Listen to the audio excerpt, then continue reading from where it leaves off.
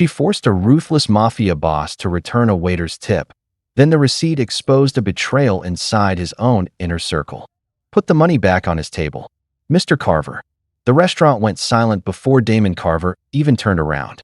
He was 40, broad-shouldered, silver at the temples, and known across Baltimore as the owner of a private logistics empire that survived because people rarely challenged him in public. Yet the woman standing beside the service station did not lower her eyes. Maya Brooks, 30, African-American, with deep brown skin, natural curls pinned into a neat bun, and a navy housekeeping dress beneath a gray wool coat, held a folded receipt in one hand. She had come to collect a forgotten payroll envelope for the Harbor House, the Carver family mansion where she managed the household staff. Instead, she had watched Damon take back a server's $20 tip after learning the young man had spilled water near his guest's briefcase. Damon placed the bill in his pocket and told the server that mistakes had consequences. Maya stepped between him and the door. That tip was for the meal. The spill was already cleaned. You cannot punish him twice because you are embarrassed. Damon's general counsel, Calvin Rowe, froze beside the coat check. The server, the young server, looked ready to disappear. Damon studied Maya with the measured expression he used in negotiations. You work in my home. I manage your home, she said. I do not manage my conscience for you. A few diners lifted their phones. Though no one openly recorded, Damon could have dismissed her. He could have made an example of the server. Instead, he removed the bill, returned it to the receipt tray, and added another 20. The room released a quiet breath. Then Maya noticed something strange on the receipt. Beneath the restaurant total was a printed line reading Carver Community Gratuity Offset, followed by a deduction code. The server whispered that staff tips had been reduced for 6 weeks under a new charity partnership connected to Damon's company. Damon's face changed. He had approved no such program. Calvin reached for the receipt, but Maya folded it first. Not until he gets a copy. The server nodded and hurried to the office printer. Damon asked who authorized the deduction. Calvin answered too quickly. Probably accounting. Maya heard the weakness in his voice. When the server returned, he also carried 3 older receipts showing the same code and different handwritten initials. Damon told Maya to come to Harbor House at 8 the next morning with every detail she had witnessed. She refused to surrender the original. You can review my copy, she said. The server keeps the evidence. Damon looked at the tip tray, then at Calvin. For the first time that evening, the most powerful man in the room seemed less concerned with being challenged than with discovering who had used his name. Maya also saw the server photograph every receipt, preserving a record before anyone could quietly revise the restaurant system. At 8 the next morning, Maya entered Damon's library with the copied receipts in a clear folder. Harbor House overlooked the Patapsco River from a quiet road outside Baltimore. All limestone walls, dark wood, and inherited portraits. Maya had worked there for 4 years, long enough to know which doors swelled in humid weather and which family stories were never discussed. Damon waited beside the conference table in a charcoal suit and white shirt. Calvin stood near the fireplace with a tablet. The third person present was Lena Ortiz, Damon's 38-year-old chief financial officer, a careful woman whose reputation depended on clean records. Damon explained that Carver Logistics funded a hospitality training grant through the Carver Family Foundation, but the grant was supposed to supplement wages, not reduce tips. The deduction code on the server's receipts did not appear in any policy Damon remembered signing. Maya placed the copies down but kept her own notes. The server said 6 weeks. Other servers may have the same deductions. Calvin called that speculation. Maya answered, then the records will prove me wrong. Damon proposed a confidential review. In exchange, Maya would help identify affected workers through the service network she knew from managing events at Harbor House. She would receive paid administrative time and written protection against retaliation. Maya asked for 3 additions. The server could speak without losing shifts. All workers would receive copies of their records, and the investigation could not be closed by a private settlement before the deductions were explained. Calvin objected that she was not legal counsel. Damon said, she is the person who noticed. Maya read every line of the agreement before signing. Damon noticed that she circled a clause allowing him to terminate the review for reputational risk. Remove it, she said. Otherwise, the truth lasts only until it becomes inconvenient. Lena quietly agreed. Damon crossed out the clause and initialed the change. Their alliance began not with trust, but with a contract neither could easily escape. That afternoon, Maya contacted workers from 3 restaurants used by Carver events. By sunset, 11 people had produced receipts with the same offset code. The amounts were small enough to look accidental, but together they formed a pattern. Lena traced the code to a vendor account called Harbor Civic Solutions, approved through an electronic authorization bearing Damon's initials. Damon stared at the screen. He had not approved the vendor. Calvin suggested a clerical duplication. Maya noticed the authorization date, the same day Damon had been in Chicago for his mother's memorial service. A trip listed on the household calendar. She had personally packed his luggage and arranged the airport car. "You were not in Baltimore when this was signed," she said. Damon's gaze moved to Calvin, who had access to his schedule. Calvin did not blink. He only said that digital approvals could be completed from anywhere.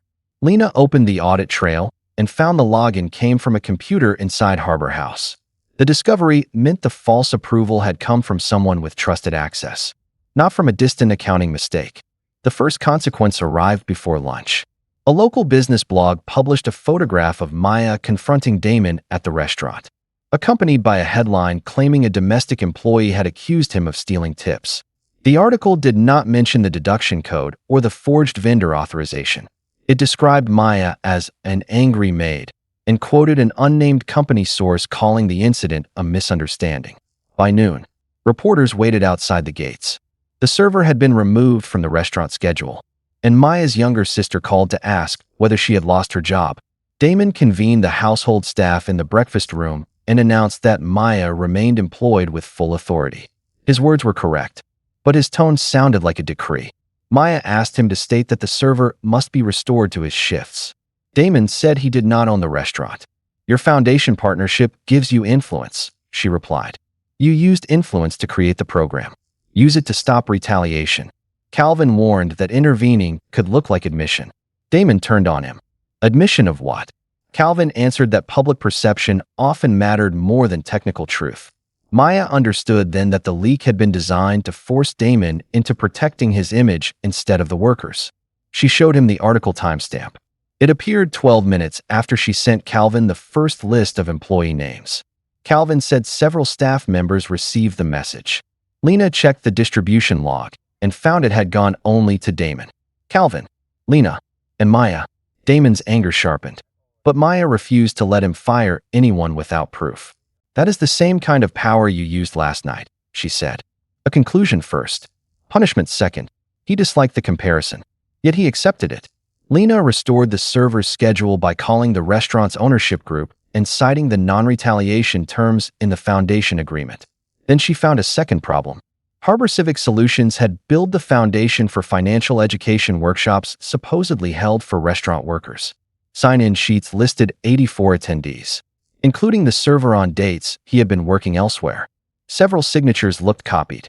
Maya recognized 2 names belonging to former Harbor House employees who had moved out of Maryland months earlier. Damon asked how she knew. "Because I mailed their final tax forms." The investigation moved from a gratuity dispute to possible contract fraud. Damon ordered the foundation's payments frozen. Within an hour, Calvin reminded him that the vendor contract included a cancellation penalty of $200,000. Maya asked who drafted that clause. Calvin said outside counsel. Lena searched the document properties and discovered the file had been created on Calvin's office computer. Damon looked toward the river, silent for a long moment. Then Maya's phone vibrated with a message from an unknown number. "Drop this review, or every household employee will learn what happened to the last woman who challenged Carver." Maya saved a screenshot, recorded the time, and wrote down everyone who knew about the review. Maya showed the threat to Damon without deleting it. He wanted security to trace the number, but she insisted the message be preserved through the company's outside compliance firm so no one could accuse him of controlling the evidence. Lena contacted the foundation's outside compliance office, then who held forensic accounting credentials, opened a documented review under the foundation's audit policy. The message itself contained no direct threat of violence, but its meaning was clear. Someone intended to destroy Maya's reputation or employment history. Damon asked what the final sentence meant. Maya told him about Rochelle Gaines. the former executive housekeeper who had trained her. 3 years earlier, Rochelle had raised concerns about inflated catering invoices, then resigned after being accused of selling guest information. No charges were filed, but the rumor followed her. Maya had always believed the accusation lacked evidence. Damon said Calvin had handled the matter because Damon was caring for his ill father. Did you ever ask Rochelle yourself? Maya said. He admitted he had not. That failure unsettled him more than the public criticism. Lena examined the gratuity code, vendor invoices, login data, and document history. She found that Harbor Civic Solutions shared a mailing suite with Row Advisory Services, a dormant consulting company registered to Calvin's brother-in-law. The discovery was important, but not enough. Shared addresses could be explained. Maya searched archived household event binders for the catering invoices Rochelle had questioned. She found carbon copies showing higher amounts than the final vendor statements. A small notation appeared repeatedly in the margins, CR approval. Damon assumed it meant Calvin Rowe. Maya disagreed. The handwriting belonged to Rochelle, and the letters likely meant correction requested. She remembered Rochelle using that abbreviation on linen orders. The clue prevented them from presenting a false conclusion. Damon acknowledged the correction without defensiveness, the first sign that he was learning to investigate rather than command. Together they called Rochelle, who now managed a retirement community in Delaware. She agreed to speak only if her statement was recorded through Lena and if Damon listened without interrupting. Rochelle explained that Calvin had asked her to backdate catering acknowledgments. When she refused, anonymous complaints accused her of leaking private schedules. Calvin offered a severance agreement requiring silence. She signed because her husband needed medical coverage. Rochelle still had the unsigned draft and an email forwarding the altered invoice package. Damon asked why she had never contacted him. Because everyone around you said protecting your reputation mattered more than telling you the truth, she replied. After the call, Damon sat alone at the table. Maya did not comfort him. She simply placed Rochelle's old training manual beside him. Proof that the woman he had failed had once built the standards his household still followed every day. Damon finally understood that silence had not protected his family. It had protected the person exploiting it. Trust began with an uncomfortable choice. Lena recommended that Damon disclose the internal review to the foundation board before the blog published another distorted story. Calvin urged delay, arguing that unfinished evidence could damage contracts and frighten lenders. Damon asked Maya what she thought, then caught himself. No, this is my decision. He called an emergency board meeting for the following morning and instructed Lena to prepare a factual notice. Suspicious deductions had been identified. Payments were frozen. Employees were protected, and an independent review had begun. He also directed the foundation to reimburse every documented tip deduction immediately, even before responsibility was assigned. Calvin said repayment could be interpreted as guilt. Damon answered, "It is responsibility for money taken under my name." Maya watched the shift with guarded respect. He was not becoming gentle. He was becoming accountable. That evening, they worked in the library comparing worker receipts with event calendars. Maya wore the same Navy uniform, though Damon had told her she could change into office clothes. She said the uniform mattered because people kept treating household labor as if it were invisible. "I want the board to understand who found the records." Damon accepted that. He removed his jacket and sorted documents himself instead of handing them to her. They discovered the deduction amounts always increased during weeks when Carver Logistics hosted major clients at participating restaurants. The fake workshops created charitable expense records that offset hospitality costs, while tip deductions supplied a small pool of cash used for unofficial event bonuses. The scheme protected executive entertainment budgets by shifting losses onto workers least likely to challenge them. Lena traced several bonus payments to Calvin's assistant and 2 restaurant managers, but Calvin himself received no direct transfer. Damon feared that gap would let him escape accountability. Maya said, "People who design systems do not always pay themselves first. Sometimes they buy loyalty." Another clue appeared in the workshop photographs. The same blue presentation folder sat on every table, but the metadata showed all images had been taken during one afternoon at Harbor House, not at the restaurants listed. Maya recognized the room from the distinctive brass vent under the windows. Damon remembered Calvin reserving the East Salon for what he called a vendor orientation. Lena confirmed the camera timestamp and device owner through the original files. The evidence now connected the false workshops to Harbor House and Calvin's access. Before the board meeting, Damon offered Maya a permanent compliance position with a higher salary. She declined. "You are trying to reward trust before you have earned it," she said. He looked embarrassed, then nodded. Instead, he asked whether she would attend the meeting as the person who discovered the issue, with freedom to contradict him. Maya agreed only after the invitation was added to the official agenda. For Maya, that written acknowledgement mattered more than another private promise from a powerful employer. The board meeting opened with Damon's disclosure and fractured within minutes. Calvin presented a prepared memorandum claiming Maya had misunderstood a voluntary employee donation program. He attached consent forms bearing signatures from 47 workers, including the server. The server joined by video and stated he had never seen the form. Calvin suggested memory could be unreliable. Maya asked to enlarge the signature page. Every consent line had been placed at the exact same vertical position, despite different name lengths and supposed signing dates. Lena explained that the forms appeared digitally assembled from existing payroll documents. Calvin challenged her authority because her engagement letter had been signed only 2 days earlier. Damon produced the foundation bylaws showing he had power to commission an emergency review. Then Calvin released his second attack. He displayed a bank record showing a $5,000 payment to Maya from Rochelle, Gaines 1 month earlier. Board members shifted uneasily. The transfer was real. Maya had not told Damon. Calvin argued that Rochelle had paid her to revive an old grievance and pressure the family for a settlement. Damon turned toward Maya, the trust between them suddenly fragile. She explained that the payment was a personal loan for her sister's community college tuition, documented through a repayment schedule. Rochelle was her former supervisor and family friend. Maya had omitted it because she feared Damon would dismiss Rochelle as biased. Damon asked for the documents. Maya provided them, but the delay had already created doubt. Calvin used that doubt to request her removal from the investigation. For several seconds, Damon said nothing. Maya felt the familiar structure closing around her.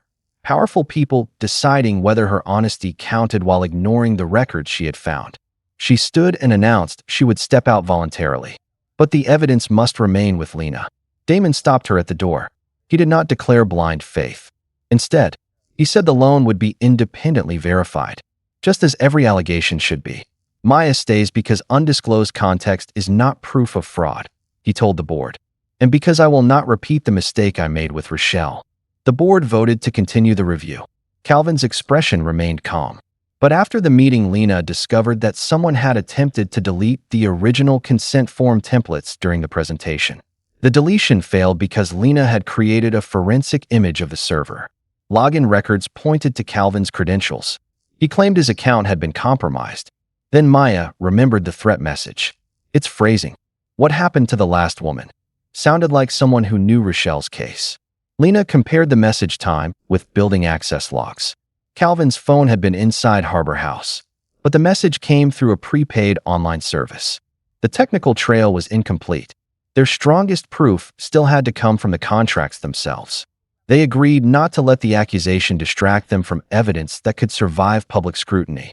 Maya and Damon chose to investigate the vendor's legal origin rather than chase the anonymous message. Lena obtained incorporation records showing Harbor Civic Solutions had changed ownership twice in 1 month. The final owner was a trust administered by an attorney in Virginia, but the trust's beneficiary was hidden. Lena followed invoice payments to a community bank account and found that most funds moved onward as consulting fees. One transfer paid the annual premium on a life insurance policy belonging to Calvin's brother-in-law.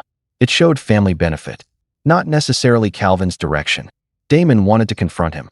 Maya refused. He expects anger. We need a question he cannot prepare for. They reviewed the original foundation contract line by line. A paragraph required Harbor Civic Solutions to maintain attendance records with unique verification numbers generated by the foundation's grant portal. The numbers on Calvin's forms looked legitimate. Lena exported the portal history and discovered that all 84 numbers had been generated within 7 minutes from an administrator account assigned to Damon. He had been in a closed negotiation during that period. Only 2 people had emergency access to his credentials. Lena and Calvin.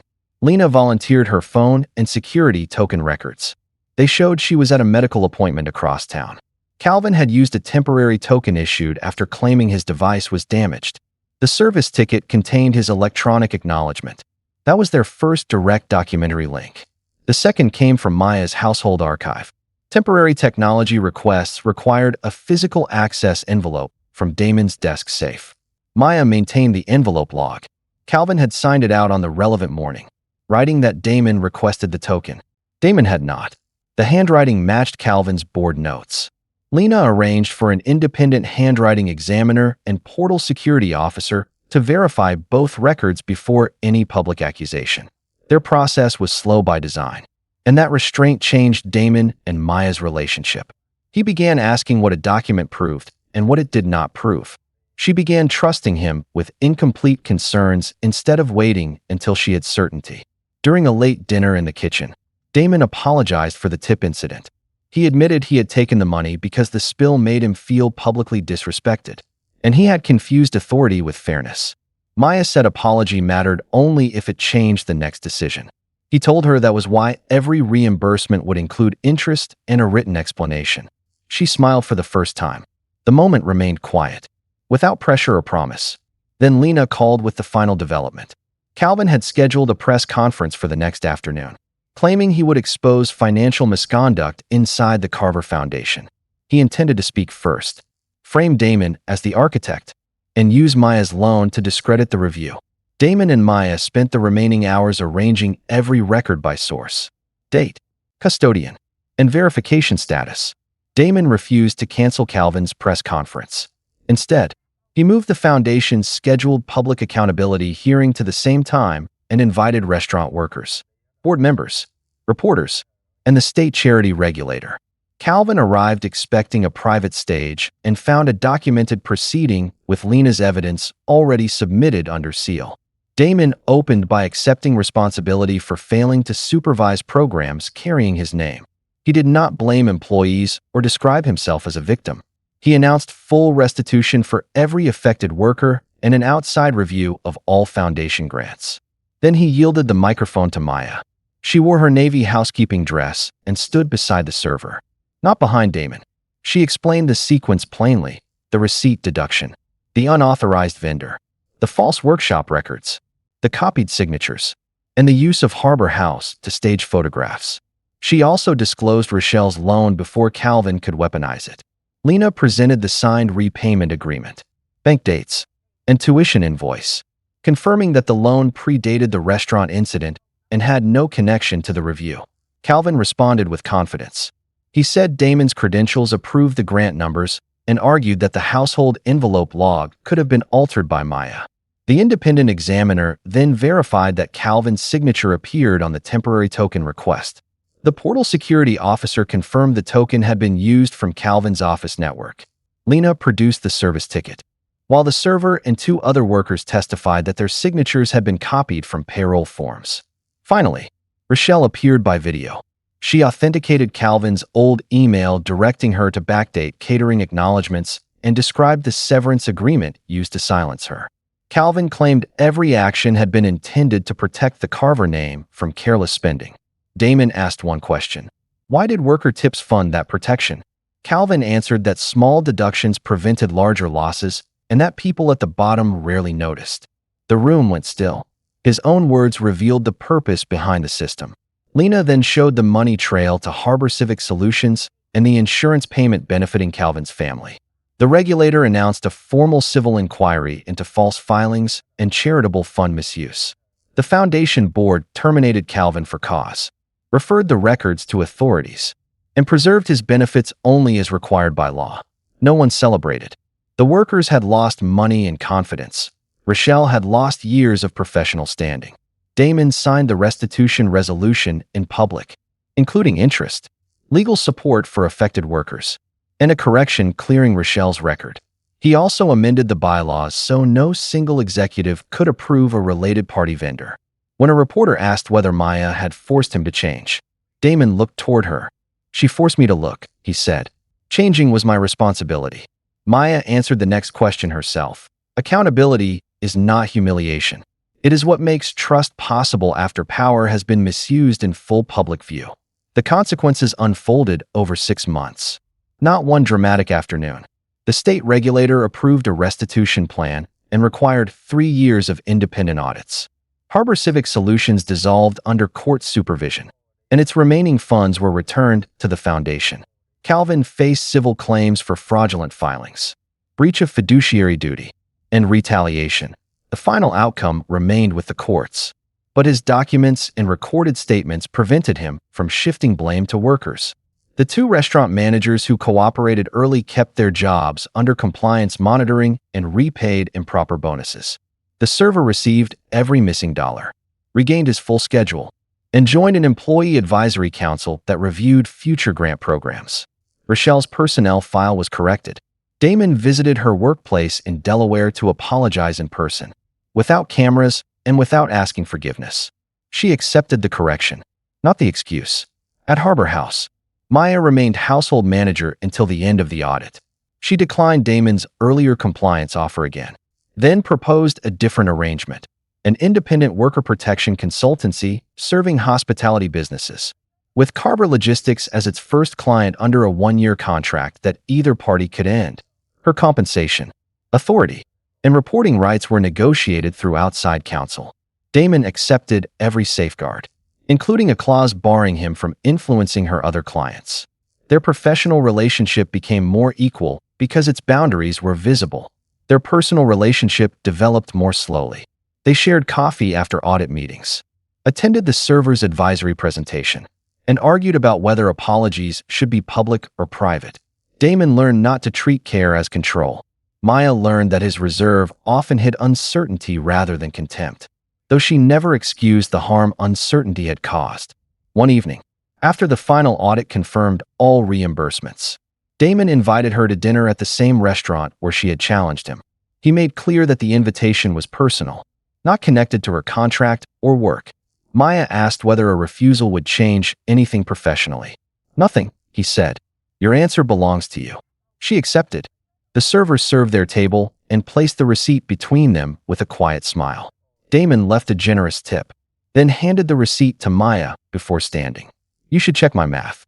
She did, not because she distrusted him, but because their story had begun with the cost of assuming power was correct. Outside, the harbor lights reflected across wet pavement. Damon asked whether he could see her again without an agenda. Maya said yes, but only if he understood that trust would continue to be measured through choices. He told her he expected nothing less. They walked toward separate cars, then paused beneath the restaurant awning. There was no audience, no contract, and no debt between them. Maya offered her hand.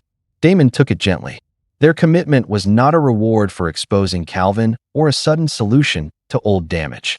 It was a voluntary beginning between 2 people who had learned that respect is not proven by what one can take, but by what one chooses to return. Subscribe for more fictional stories where hidden records, difficult choices, and earned trust change powerful lives.